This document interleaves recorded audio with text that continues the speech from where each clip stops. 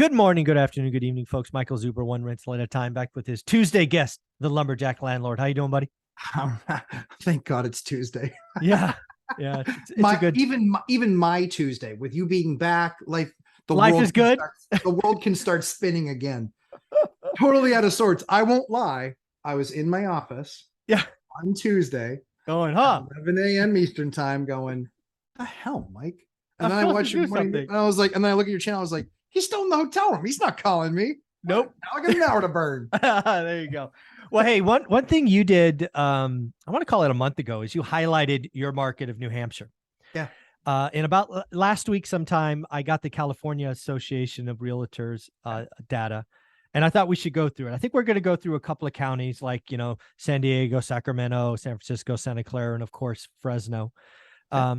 But I do want to highlight where people can find it. A lot of California investors out there. So I'm going to share a screen and then come back to you. So if you are a California investor, you are very lucky because car.org puts this out. You just go to car.org, or you can go to your Google search bar. How I got here was California Affordability Index, and it's link number 1. So they put it out quarterly now. That used to be monthly, but now it is quarterly. Wow. For every county. They have a PDF up here, which you can go through, right? Q2 California affordability. So again, lots of data if you're a California investor. If you're in another state, all I can tell you is go to Google, type in the word, Texas affordability, Tennessee affordability. My hope is most of your realtor associations collect this data. So, but now let's get to the meat of it, because not only does California put out a quarterly report, but they have data back to 1981. Yep. 1981. And by the way, awesome. For most of it was monthly. Yeah. Monthly. We only go back to 98. Yeah. So again, why is this important? Because we're going to look at where we are today, but you and I are going to jump in the old DeLorean and go back in time. Okay. And we're going to see just how wacky affordability is today. Is it the worst ever? Is it close to the worst ever? When was it this bad before? We're going to answer all those questions. You ready? Sounds good. As cool as those cars looked, they sucked to drive. I actually had a buddy who had one. I've driven one. Yeah, they're not a lot. Yeah, they're garbage. Yeah, exactly. Wicked cool, but garbage. But yeah, the reason why we only started tracking in 1998 is that was the first time that the state of New Hampshire got a computer. So I almost lost my coffee. Thank you for that. So let me just give you a lay of the land. What I've done is this, again, is a report that goes out for all the counties, including small counties like Butte and things of that nature. So I consolidated it to 6 or 7 of them. What you'll see in the top row, number 4, is California, the U.S., Fresno, which is my market. We'll talk about that. L.A., Sacramento, San Diego, San Francisco, San Mateo, Santa Barbara, and Santa Clara. Santa Clara is the county I live in. Yes. So what I'd ask you to do now is you can jump down to row 251. Yep. And we will see where we are at. Right. Dude, so again, 16. Yeah. Oh, how about Santa Barbara, dude? A 10. Yeah. Dude. Yeah. A 10. Well, so here's the thing. So one of the things that we did in that video, and one of the things that I've done with a couple of other channels, is talking about the rate of change. Yes. Right? We need to be looking at rate of change. If you're normally at 70 and now you're at 20, I got news for you. There's probably some trouble coming. Mm-hmm. If you're at 70 and now you're at 50, there's probably not a ton of trouble coming because of all the extra money supply that came into the market. But real quickly of how this kind of relates to New Hampshire is I got a letter. I actually wrote the New Hampshire Association of Realtors. And I said, at 100, that means that that 0% of people that make the median income can afford a median home. Right. And I said, in your market, because your scale's not, mine is 0 to 100. Let's be clear. Yours is 0 to 300. 0 to 300. But so then I asked, I said, so tell me what 70 means. And he said, a median household income is 70% of what is necessary for median priced home under prevailing interest rates. Wow. Yeah. That means that the median income is 30% inadequate away to even get the median home. Yeah. Yeah. So in California, we're not a 0 to 300. We're 0 to 1. So what this means here is in Q2 of 2022, California statewide, 16%. So what is that, like 1 in 7 Yeah. people could afford the home? Yep. The Yeah, United 1 in 6.5. States, roughly 2 in 5, so roughly 40%. Yep. Fresno, 31%, so 1 in 3. Now, your next point about rate of change is genius, because that was point number 2. Cool. I had never seen, and folks, I've been looking at this for almost 20 years. We had, just in Fresno alone, we dropped 6% in a quarter. As you will see, as we go back in the DeLorean, that's not normal. No. It might be unheard of. I don't remember a 6 before, but we will see that. But look at California. It's an 8. It dropped 8 points. Mike, you got that. I mean, Mike, the numbers are horrifically bad. This is why we're having housing transaction crash, because we busted out affordability, and also at the same time the Fed broke supply, right? The home move up buyer and all of that is just not there. Right. But what we need to, what I want to do now, because again, everybody wants to talk about a housing crash in price, not transactions, even though I think transactions is interesting. Everybody wants to talk about price. What I want us to do is I want us to go back in time. I'm just going to write these numbers down. So CA is a 16. US, CA is a 16. US is 38. And Fresno is 31. So we're going to go back in time. So let's go back 10 years. Sure. All right. So again, let's go back. We could go back to November 5th, 1955, since we're in the DeLorean. There you go. So let's see. So we're going back in time. So Fresno was a 31. So we're back to 2012. So we did have a 31 here in 2016, it looks like. Oh no, that's LA. See, I'm in the wrong column. I was going to say, no, what are you talking about? How can that be? That doesn't make any sense. What are you doing? Yeah. Yeah. So we went back. So again, these are obviously highlighted by California Association. These must be the high water marks. Sure. So Fresno was 10 years ago. Fresno was a 72, or more than double. The US was a 71, and California was a 56. Yep. So those are high water marks. And that was when we had kind of, like, 2012 in most parts of the country is when all of the bloodshed was kind of done.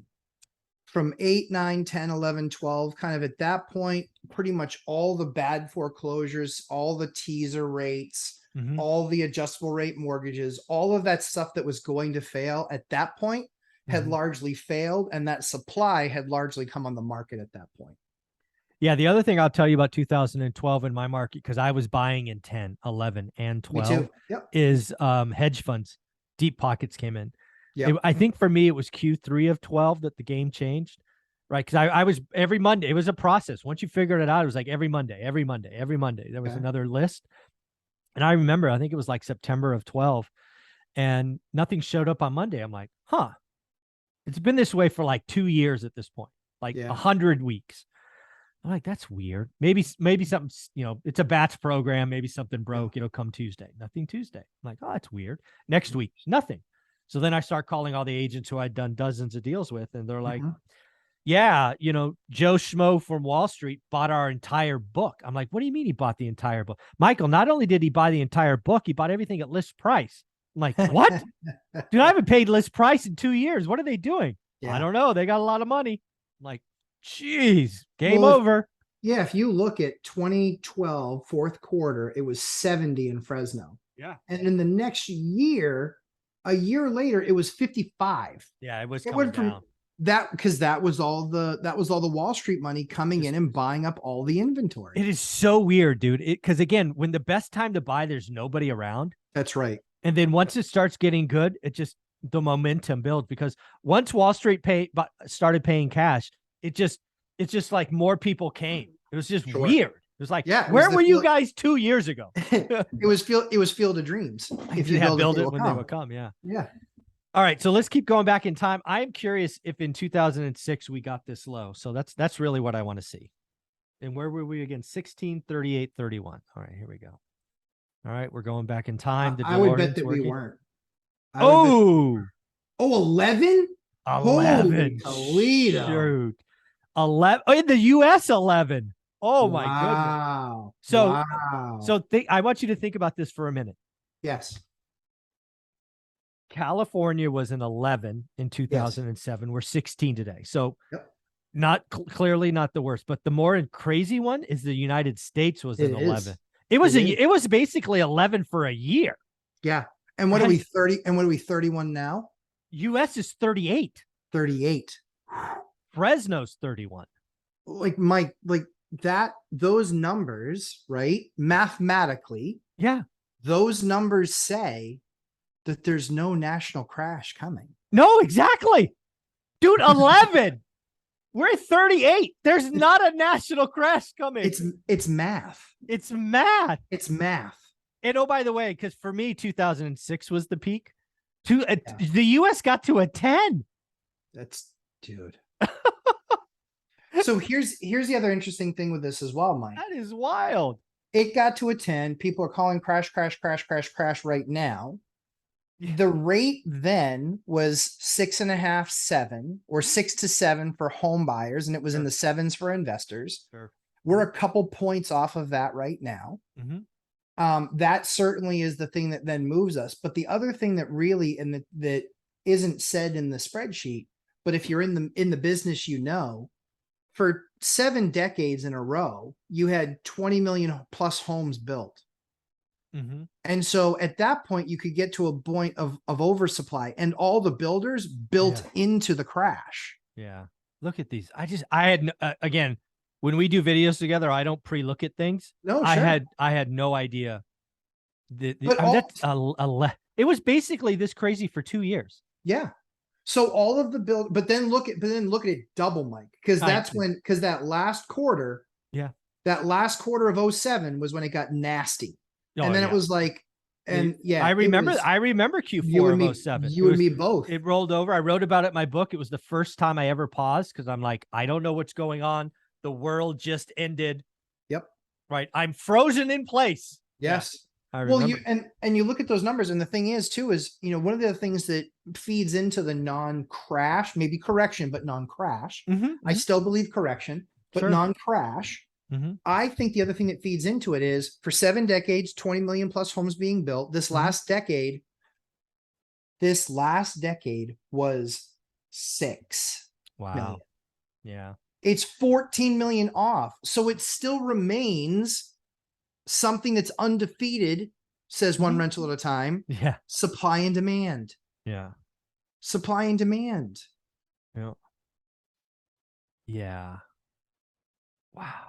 I just signed contract on a deal yesterday I am putting $150,000 down on the deal. I got the bank to fund the entire construction project at 165. Oh, okay. Wow. And that deal, when done, I'll have a brand spanking new property, even if I just carry market rents, is like a 27% yield. There you go. So deals are happening now because there's confusion, but don't deviate from the numbers. Dude, this is all about doing the work. We have thrown good out the window. We no longer look at good deals. It's not that market. Great deals only, and make sure every deal is better than the last one. And just to round out the question about Fresno, it got as low as 17. Right. And again, we're at 31. I get nervous at 25. Let's talk about timing the market. Yeah, well, let me just go back to the 80s. Did it ever get this low again? Let me just see. So that was the 05 crash, which we've all heard of. Then Fresno gets better. I don't know what it did in the 80s. Let's see. 50s. Stays in the 50s. Yeah, staying basically for decade. Yeah, it just stayed just stayed. So we go back to 91. Sorry, not 81, 91. Yeah. So again, Fresno historically has been around 50. It was actually over 40, like, God, I don't know, a quarter ago, 2 quarters ago. Let me see. Yeah. Yep. Yeah. 2 quarters ago, it was at 40. That's just your rates taking off. Right. So, yep. Pretty crazy stuff. So yeah, what do you want to talk about?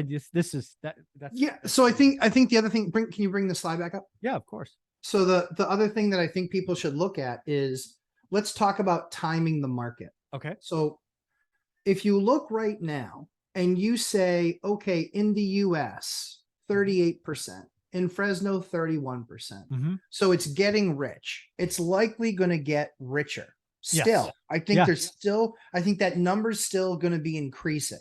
Well, let's talk about it, because I want people to realize affordability is 3 metrics, and It they is. work.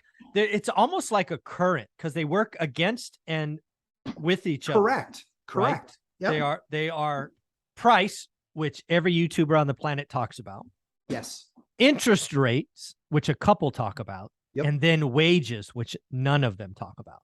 Correct. It is those 3 things that work together, and it's that collection of things that I look at going, where is this thing going? So go ahead. So let's just pick a market like, Fresno. Sure. Or the US. Pick one.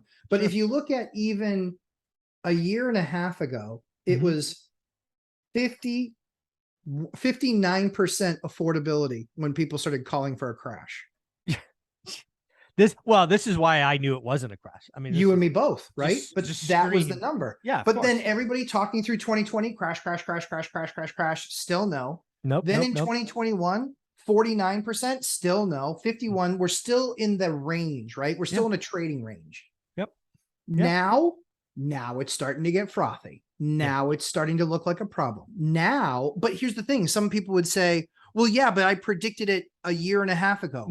Where were you living for the last year and a half? Yeah, no. Like where, and the key to this though is that the affordability is crashing. Transactions are crashing because they're still selling and getting big prices. So you could, if you wanted to try to time the market, you could time the market. Maybe it goes down, affordability goes down for another, 3 quarters, 4 quarters. Maybe we get back down to 10 in the US like we did back in 06 or 07. But this is why timing the market just doesn't work. No. You don't know where the bottom is. You don't know how far it's going to go.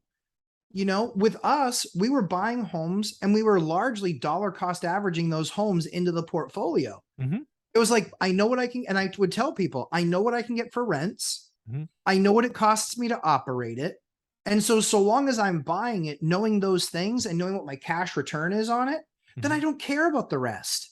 I can't, because if I'm in a 57 market or a 38, it's all about the return on my capital and fixed rate debt.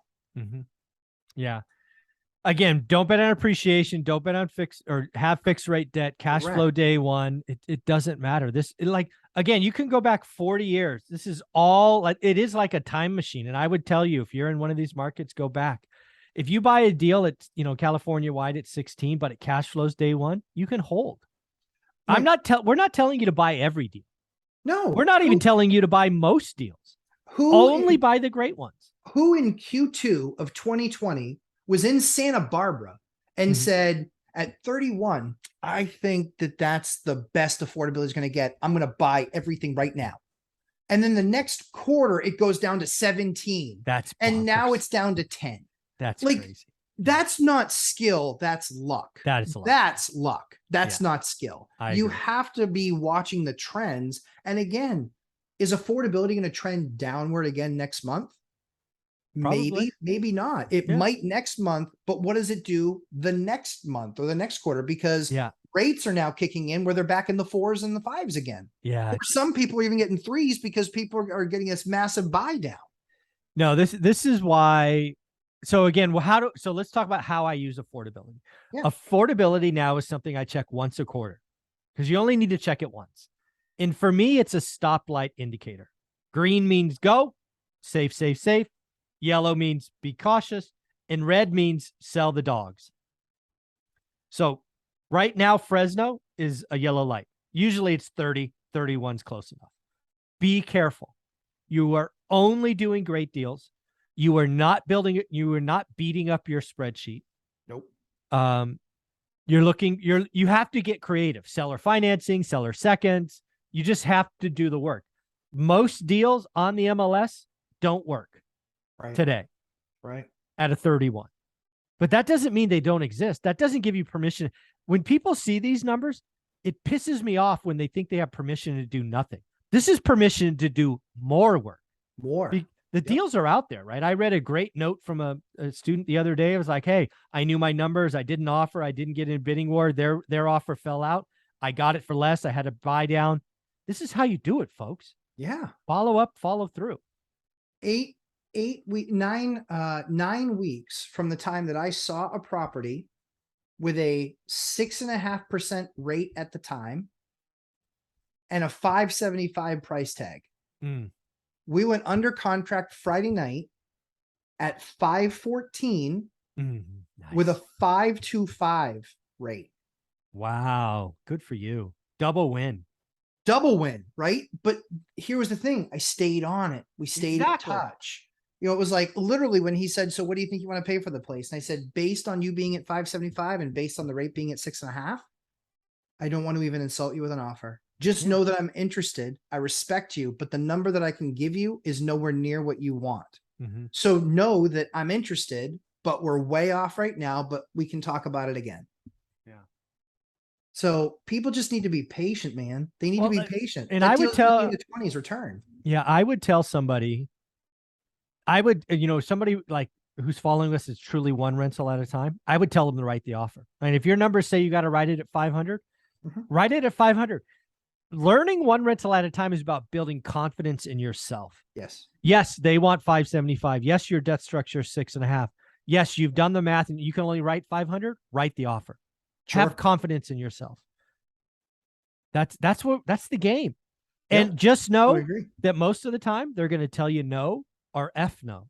And that's okay. You put it on a reminder list. You follow up every 2 weeks. Because when the market changes, folks, I can't tell you how many deals before 2012, I was never the highest bidder. I was never the highest bidder. I didn't want to be the highest bidder. If I was the highest bidder, I thought I overpaid. They had somebody else that was willing to pay them more. I showed them what my debt structure was. I showed them that here's all that I want you guys to do in closing out the building, which was literally 2 small things. Very easy. Yeah. So again, folks, affordability is something I wrote about in my first book. It is the only thing that saved Olivia and I would not be talking to you today without understanding the affordability index. I want to take you back to 2006. We had 8 homes. We were trying to buy the 9th. I knew nothing else.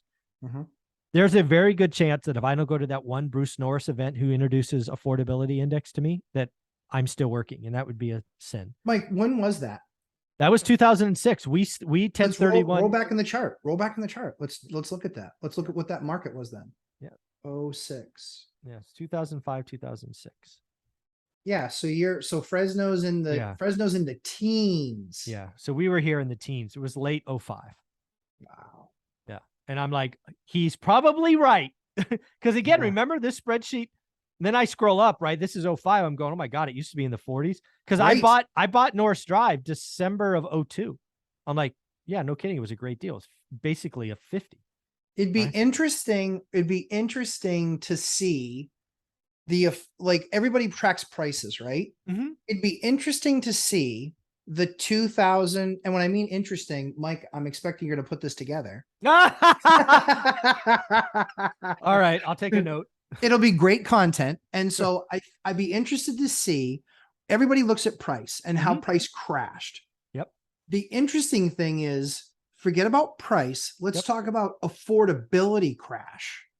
Okay. Let's look at, if we look at 02, right, to 06 or 04. Yep. You go from a 48 to a 20 or a 48 to a 28. Well, that's a 40% drop in affordability.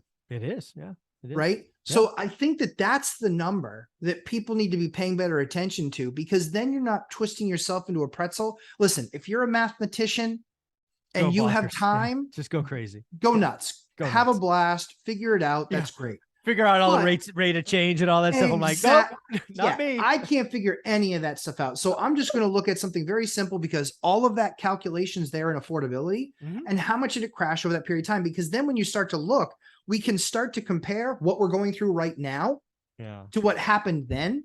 Yeah. And we're looking like that affordability is starting to get there. Yeah. And so, Mike, I got news for you.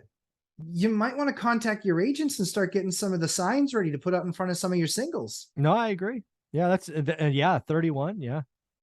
I mean, it's Yeah. it's got a very good chance of going into the 20s next. When do you start selling? 20?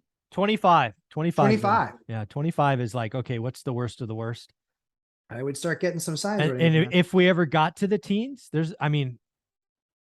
if we ever got to 19 again, I might sell everything. All your singles. All the singles. Yeah. Yes. Yeah. That would be.